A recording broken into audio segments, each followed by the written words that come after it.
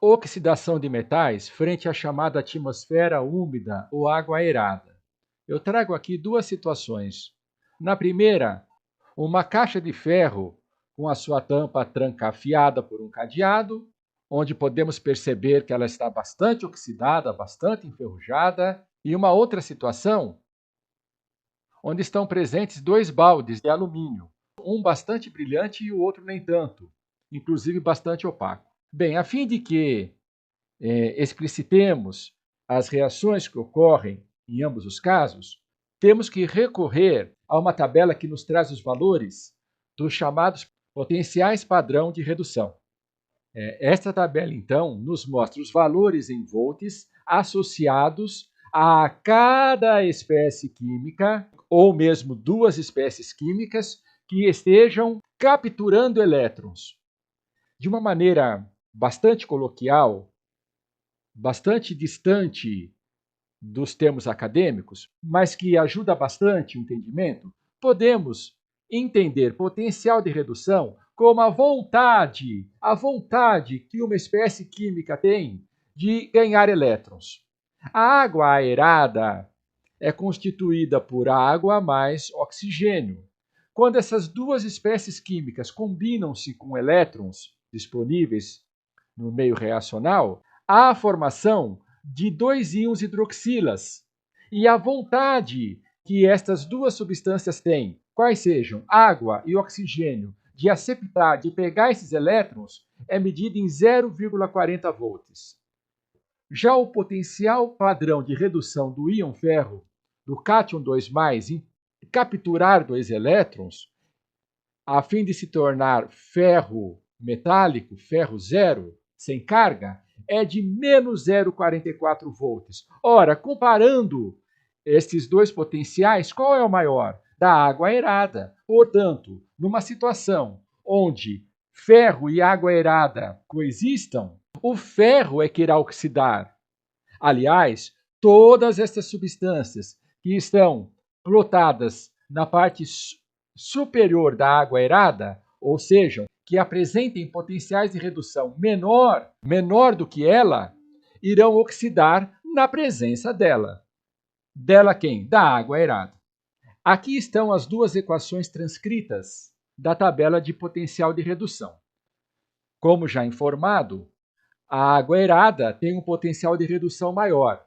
Eu chamo a tua atenção de novo para o seguinte: se existir dois elétrons disponíveis para ferro 2+, e água mais meio O2, esses elétrons vão ser aceptados pela água aerada e não pelo ferro. Por quê? Porque o potencial de ganhar elétrons do ferro é menor. Desse modo, a fim de que somemos estas duas semi-reações para obtermos a reação global, que é a do enferrujamento no caso, temos que manter os elétrons da primeira do lado esquerdo e inverter a reação na qual o ferro participa, porque esses dois elétrons que serão cedidos à reação primeira referem-se à oxidação do ferro.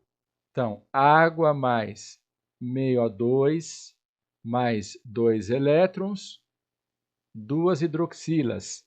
Invertendo a reação de baixo, o ferro, que é produto, passa a ser reagente. O íon ferro, juntamente com os dois elétrons, serão os produtos da segunda reação.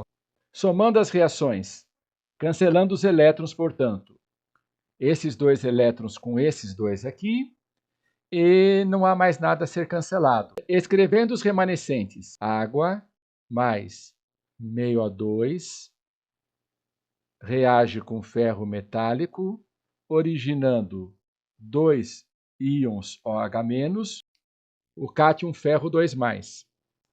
Vale lembrar como estas reações ocorrem em ambiente aquoso. Vamos colocar aqui o estado físico desses dois íons. Acontece que a solubilidade dos íons hidroxila e ferro é muito pequena. Desse modo, o cátion ferro mais os íons hidroxilas combinam-se a fim de formar uma base chamada hidróxido de ferro. Muitos já consideram esta substância como sendo a ferrugem. Algumas vezes, a ferrugem é tão somente caracterizada quando o hidróxido de ferro 2, que é este aqui, reage com mais oxigênio e mais água, a fim de formar o hidróxido de ferro 3. Mas não para por aí. Duas moléculas de hidróxido de ferro 3 perderão água, irá ocorrer então uma desidratação, a fim de formar o óxido de ferro 3, considerado este produto como sendo efetivamente a ferrugem. Vamos agora procurar entender o caso do alumínio, porque um balde é brilhante e o outro está opaco. Eu arrastei para cá as duas semirreações de redução, sendo a da água aerada, água com oxigênio, com o seu respectivo valor de potencial de redução 0,40, e da redução do íon alumínio, cujo potencial vale menos 1,66 volts. Ora, percebe-se que, diante dos valores apresentados, o íon alumínio, digamos, tem uma vontade bem menor, tem um ímpeto, uma vontade, um potencial de redução bem abaixo daquele constatado para a água aerada. Isso significa que, caso haja um elétron disponível, ele não será aceptado pelo íon alumínio, e sim por água mais oxigênio. Este raciocínio é importante para definirmos qual das duas reações será de oxidação e de redução. A de redução é aquela que apresenta o potencial de redução maior, e a equação 2 será de oxidação. Para tanto, temos que invertê-la. Mantendo, então, a equação 1, da maneira como a retiramos da tabela, e vamos inverter a equação 2. O alumínio metálico, que é produto, ele passa a ser reagente, e o íon alumínio como produto, juntamente com os 3 elétrons. Agora, o desafio será somá-las. Notamos que a quantidade de elétrons em ambas é diferente. Devemos multiplicar a primeira por 3, visto que a segunda apresenta 3 elétrons, e multiplicar a segunda por 2, que é a quantidade de elétrons presente na primeira. Só que temos que multiplicar todos os coeficientes. Então, teremos 3 vezes 1, 3. 3 vezes meio, 3 meios. 3 vezes 2 são 6. E 3 vezes 2 também são 6. Multiplicando os coeficientes da equação 2 por 2. 2 alumínios, 2 íons alumínios, 2 vezes 3, 6. Cancelando agora os elétrons em ambas as equações. 6 com 6 são cancelados. Não há nenhuma outra substância a ser cancelada. Escrevendo os remanescentes. 3 águas mais 3 meios de O2 mais 2 alumínio metálico, 2 cátion alumínio e 6 hidroxilas. Esses íons estão presentes em meio aquoso.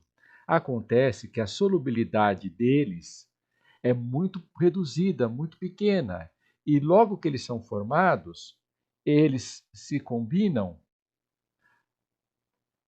a fim de formar uma base chamada de hidróxido de alumínio. Duas dessas bases sofrem uma chamada desidratação, uma saída de água, originando, por fim, o óxido de alumínio mais 3 moléculas de água. Este óxido aqui de alumínio, que é o responsável pela opacidade da panela de alumínio mostrada no início do vídeo. Acompanhe um utensílio de alumínio que ainda não sofreu oxidação, portanto exibindo este brilho metálico. Quando o alumínio exposto à atmosfera oxida, forma-se como produto o óxido de alumínio, que confere a opacidade ao produto. O produto perde o brilho. Contudo, este óxido de alumínio é uma película extremamente resistente e aderente e contínua. Ela não exibe deformações, é como se fosse um insufilme. Sendo assim, o próprio óxido de alumínio formado protege o restante do material que está abaixo dele de passar por oxidação. Já o óxido de ferro, oriundo do enferrujamento do ferro, não é um óxido uniforme, ele não forma película protetora.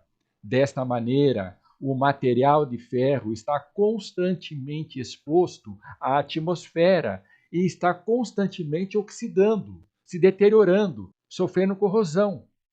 Por isso que o alumínio, embora seja considerado um metal menos nobre do que o ferro, diante do seu valor de potencial de redução inferior ao do íon ferro, mas o alumínio tem um valor comercial muito maior. Os dois oxidam. Acontece que o óxido de alumínio forma uma película protetora, enquanto o óxido de ferro não forma película protetora. E o material se expõe sempre à atmosfera, sofrendo sempre processos de oxidação e corrosão.